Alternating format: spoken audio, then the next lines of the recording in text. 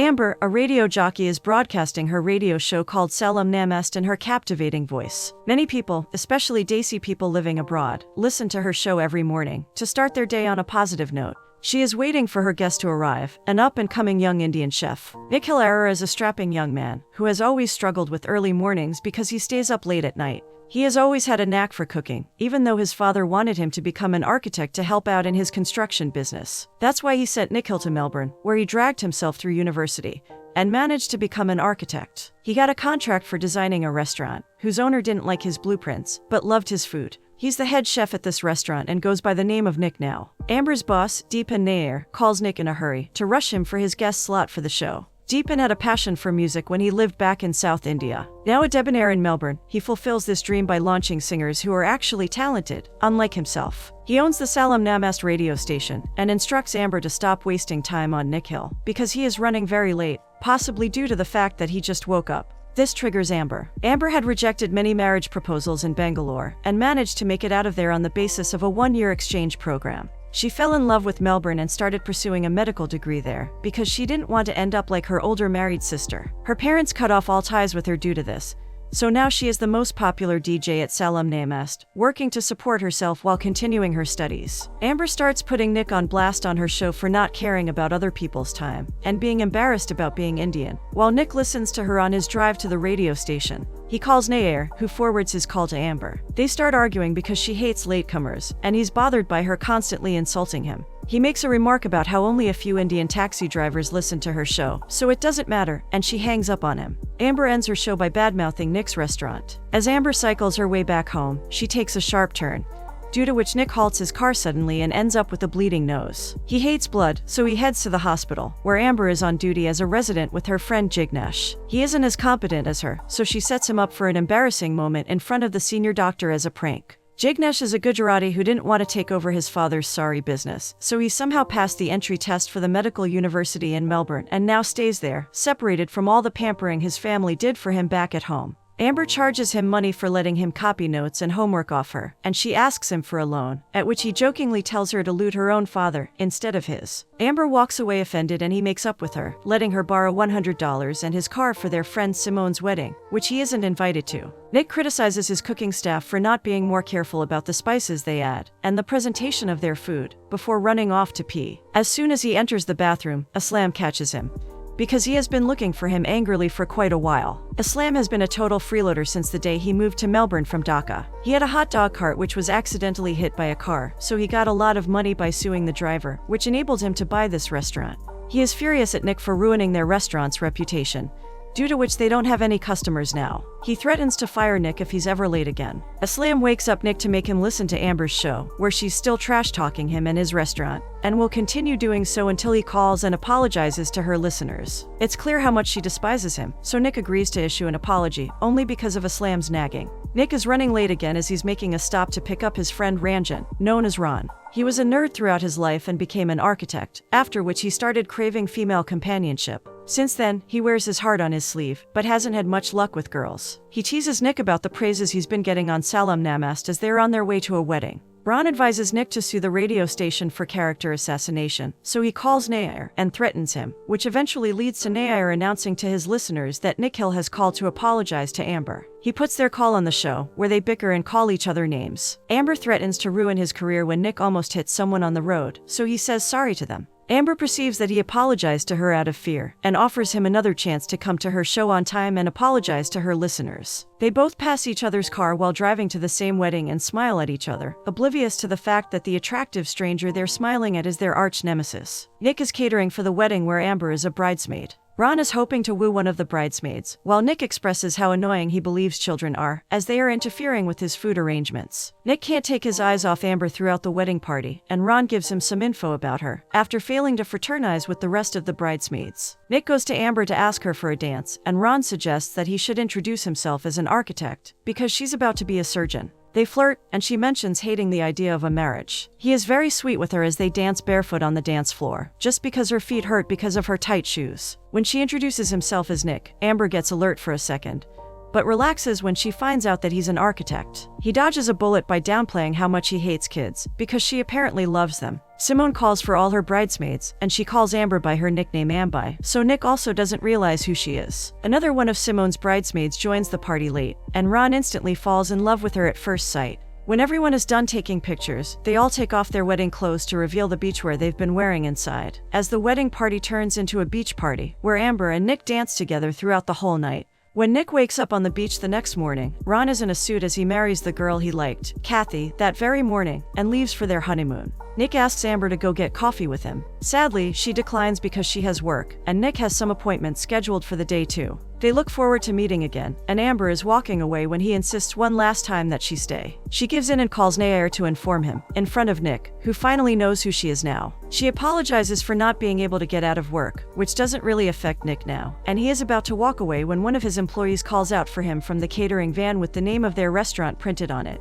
Amber also figures out who this charming gentleman really is, and they both awkwardly walk away, trying to recover from the mutual embarrassment. Some days later, they are both contemplating calling each other, as they feel conflicted between the other person's positive and negative traits, both of which can't be overlooked. Their respective friends Jignesh and Ron don't give much of an opinion, except that they shouldn't wait for the other to call and initiate contact first. They both surprisingly put their egos aside and call each other at the same time, because of which the line is busy on the end, so they hang up, deciding that the other person will call back now that they have made the first move. Amber comes in at work to see Nick dozing off on the couch with a bouquet in hand, as he arrived at the station early morning, on time for her show. This gesture charms Amber, who plucks a few flowers from the bouquet before Nick shyly hands it to Nair. Nair is excited to have a heated match between these two, but they act quite on the contrary. They get to know each other and bond, as they do have some things in common, like missing some members of their family and having no interest in marriage. Nick even agrees to share the recipe of his favorite dish with Amber's listeners, and is dictating the ingredients when he casually tells Amber he loves her, while all the listeners react in shock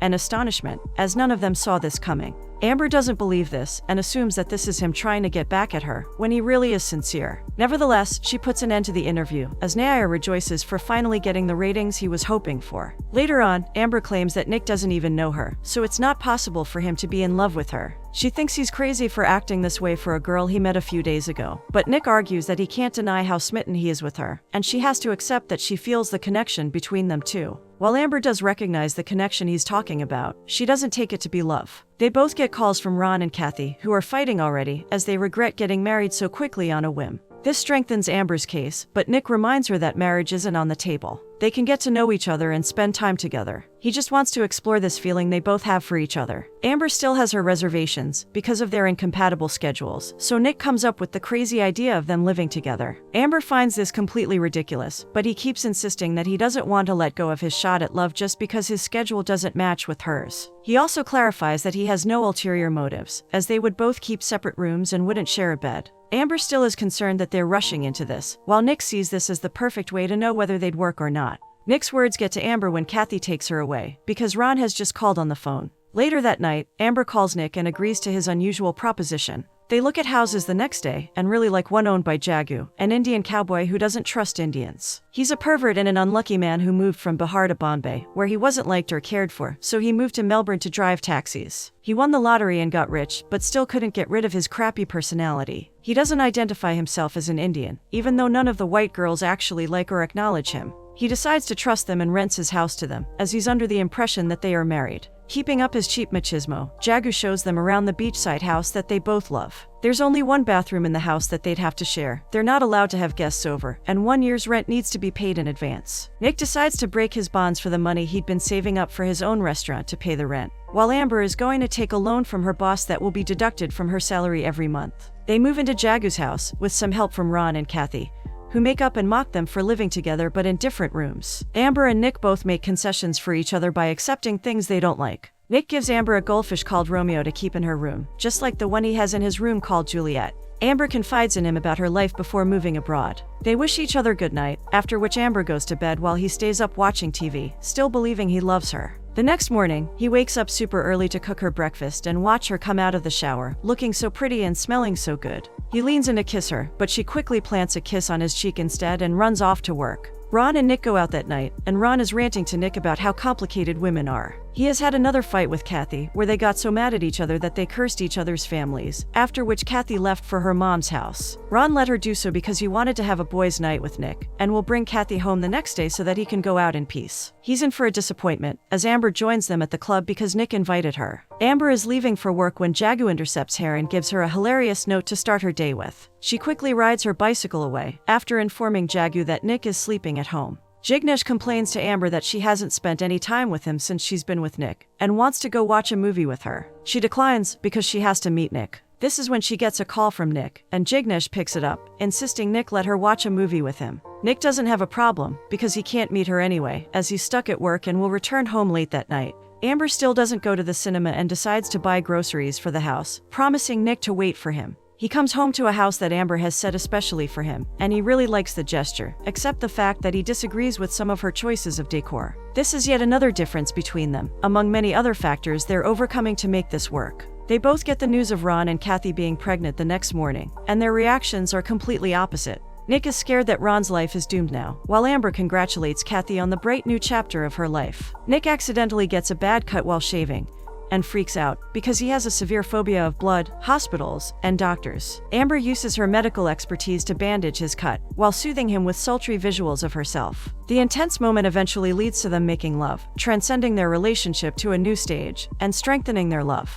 They now stay in the same room, and have learned to love each other's quirks. They're going strong, and the world seems to be rooting for them. 2 months later, Nick wakes up in an empty bed and finds Amber sobbing in the bathroom. She is pregnant, which both of them find very hard to digest, because they've been using protection. Nick immediately panics and decides that they should have an abortion. Amber doesn't want the baby either, but Nick's insensitivity and hurry to do this unsettles her. He drives her to the clinic, but doesn't accompany her as she goes inside because of his phobia. Amber's professor greets her inside the clinic, and requests her to wait while Amber watches a woman get her ultrasound and interact with her fetus. This emotional scene is very overwhelming for Amber, who requests an abortion and lies down while tears roll down her cheek. On their drive back from the clinic, Amber questions Nick about where they're heading in this relationship. They're both happy with each other, but Nick believes that they should take some time to figure out how they want to progress in this relationship, while Amber feels ready to marry Nick, because she knows she wants to spend the rest of her life with him. Nick didn't see this coming, because she's never shown an interest in marriage before. He tries to comfort her, as she's just gone through a trauma that must not be easy for her. Amber takes him by surprise by admitting that she didn't go through with the abortion, because she can't end a life, even though she feels scared about the responsibility she's about to take, on top of the many things she already has going on in her life. Nick begs her to not ruin their lives, and take what he wants into consideration as well. Nick goes on to hurt her with his indifference toward her feelings in the pursuit of their freedom. Amber declares that he's free now, as he has nothing to do with her or this baby anymore, and leaves him. This difference between them is big enough to break them, and second-guess everything they felt in the last 3 months. Kathy is furious at Nick for being so immature and selfish, as she takes her frustration out on Ron while Amber is at their house. They both offer her to crash at their place while they talk to Nick, but she refuses. The next morning, she moves out of Nick's room and back to hers, because she paid half of the rent, and strictly orders him to not get in her way while they share the house. Ron seeks out what Nick is going to do next, which is to let Amber go, because they want different things in life. She's obsessed with this idea of forever, while he's not sure if he wants to marry, and he definitely doesn't want kids. Nick wants to be with Amber because wants to, not because he's bound by some legal contract which will eventually happen, because marriage changes people. Nick returns to a messy house. He switches the TV on after cleaning up, which disturbs Amber, who fights with him over lowering the TV volume, because she has to wake up for work early in the morning. Nick doesn't let Amber use the bathroom, so she throws up in his chef's cap due to her morning sickness. Nick tries to get their money from Jagu and fails miserably. Amber confesses that she still has feelings for Nick to Jignesh, but he argues that she should move on and find someone better. Nick and Amber separately attend Ron and Kathy's housewarming party, where they end up in the nursery alone. Amber secretly hopes that he will notice the look on her face and take her in his arms, but he quietly walks away. Amber keeps craving Nick's love and care throughout her pregnancy. Nick has found the perfect beachside location for his dream restaurant, but his loan doesn't go through because he can't pay the down payment, as he spent all the money in the house he rented with Amber. Jignesh drops Amber home from a movie they watched together. On his inquiring, Amber confesses that she still has feelings for Nick, but it doesn't hurt as bad anymore because she has lost all hope. Jignesh gives her a hug to comfort her, which Nick watches from a distance. She asks for his share on the bills, so he slams the bills on the table. He throws out the curtains and candles he once tolerated because of her, and screams at her for not doing her share of house chores. They both start yelling at each other until the baby kicks, which they both feel together, but Nick walks away, trying to ignore the happiness he felt in that moment. He tries to bring himself to terms with the possibility of being a father. That night, he gets Amber the ice cream she's desperately craving. In the late-night pursuit of that ice cream, they feel the tension between them slowly dissolving. He tucks her into bed that night, after which their household finally establishes peace. One day, Amber sits down with Nick and accepts his stance toward everything, and appreciates his honesty. She decided to do everything by herself, but now that she's about to be a mother, her top priority is the well-being of her child, not her ego. She has minor thalassemia, which won't hurt her, but if Nick has the same condition, it could lead to complications for the baby. She requests him to take a blood test to check, which Nick can't do, even though he knows how much Amber wants it, and how difficult it was for her to ask him for this. Amber is disappointed by his refusal. He goes ahead and gets the test done anyway, where he gets the images of his unborn twins from the sonogram. The doctor knocks some sense into Nick about badly Amber requires his support, since she has been doing all this for 8 months all by herself. When Nick takes a look at the sonogram of his twins, all of his fear and uncertainty disappear. He picks out a ring for Amber when he sees her in the same jewelry shop showing off a ring to Jignesh. Heartbroken, he gets drunk and complains to Ron about Amber not waiting for him to come around. Ron runs off home on Kathy's call, while Nick drunk dials Amber. Jignesh visits Amber at their house with his fiancée Tina. He hears the phone ringing and answers it, which breaks Nick's heart even more, as he overhears Amber talking about the wedding date, not knowing that she isn't talking about herself. A blonde girl walks up to him, who is as hammered as him. The next morning, he wakes up to Amber moving out her stuff ahead of time, which he believes is because of her upcoming marriage with Jignesh. He listens to Jignesh's voicemail after Amber leaves, and finds out that Jignesh is engaged to Tina. He's about to run after Amber when he sees the blonde girl lying in his bed. Amber gets the call about Nick's ideal results from his blood test, and goes to his room to reconcile with him, when she sees the blonde girl get dressed. She leaves, disheartened, when Nick finds out from the blonde that all he did was cry to her about Amber last night, and he didn't even touch her. He searches for Amber everywhere, and asks everyone to find her. As a last resort, he goes on Salem Names to get his message across to her, and sends all the listeners on a manhunt for Amber. He finds her, and is about to propose when her water breaks. He keeps proposing to her in the middle of her contractions. Their nurse is the same blonde girl from that morning, who testifies for Nick's innocence and love for Amber. Ron and Kathy come in the same room for their delivery. This and an eccentric doctor unleashes total chaos in the delivery room, but all ends well as Amber says yes to Nick's proposal right before giving birth to their 2 beautiful twin daughters, who have completed their happy little family.